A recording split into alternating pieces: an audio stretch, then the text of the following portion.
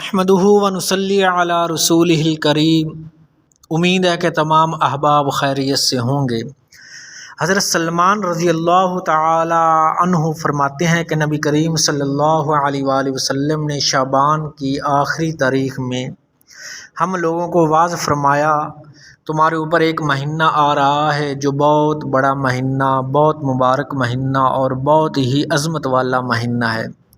اس میں ایک رات شب قدر جو 1000 مہینوں سے بڑھ کر ہے، اللہ تعالیٰ نے اس کے روزے کو فرض فرمایا اور اس کے رات کے قیام یعنی تراویح کو ثواب کی چیز بنایا۔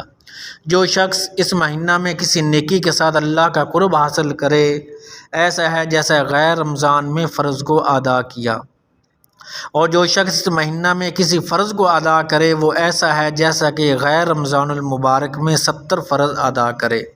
یہ مہینہ صبر کا مہینہ ہے اور صبر کا بدلہ جنت ہے، اور یہ مہینہ لوگوں کے ساتھ غمخواری کرنے کا ہے۔ اس مہینے میں مومن کا رزق بڑھا دیا جاتا ہے۔ جو شخص کسی روزہ دار کا روزہ افطار کرائے، اس کے لیے گناہوں کی معاف ہونے کا سبب اور آگ سے خلاصی کا سبب ہوگا، اور روزہ دار کے ثواب کی مانند اس کو بھی ثواب ہوگا، مگر اس روزہ دار کے ثواب سے کچھ کم نہیں کیا جائے گا۔ صحابہ رضوان اللہ علیہم اجمعین نے عرض کیا کہ یا رسول اللہ صلی اللہ علیہ وآلہ وسلم، ہم میں سے ہر شخص تو اتنی وسعت نہیں رکھتا کہ روزہ دار کو افطار کرائے۔ تو آپ صلی اللہ علیہ وآلہ وسلم نے فرمایا کہ پیٹ بھر کر کھلانے پر موقوف نہیں، یہ ثواب تو اللہ جل شانہ ایک کھجور سے کوئی افطار کرا دے، یا ایک گھونٹ پانی سے کوئی روزہ افطار کروا دے، یا ایک گھونٹ لسی سے روزہ افطار کروا دے، اس پر بھی یہ ثواب اللہ تعالیٰ کی طرف سے عنایت ہوتا ہے۔ یہ ایسا مہینہ ہے کہ اس کا اول حصہ اللہ کی رحمت، درمیانی حصہ مغفرت اور آخری حصہ آگ سے آزادی کا ہے۔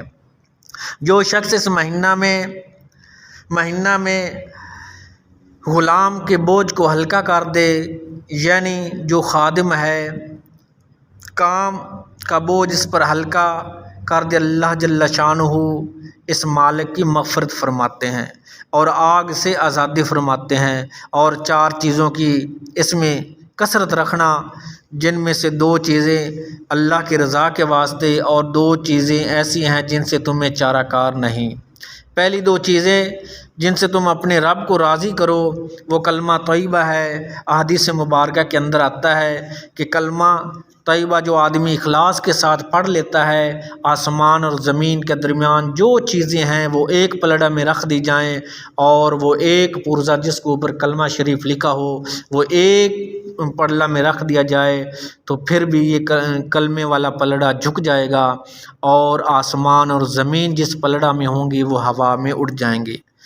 اور استغفار کی کثرت کرے، اور دوسری چیزیں یہ ہیں کہ جنت کی طلب کرے اور آگ سے پناہ مانگے۔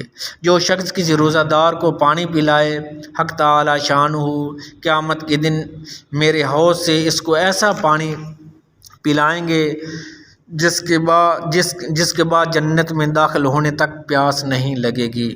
اللہ تعالیٰ سے دعا ہے کہ اللہ تعالیٰ رمضان المبارک کی قدردانی نصیب فرمائے، اور جو محبوب علیہ الصلاۃ والسلام نے اعمال بتائے اللہ بڑھ چڑھ کر اس کے اندر حصہ لینے کے اللہ توفیق عطا فرمائے۔ وآخر دعوانا ان الحمد للہ رب العالمین۔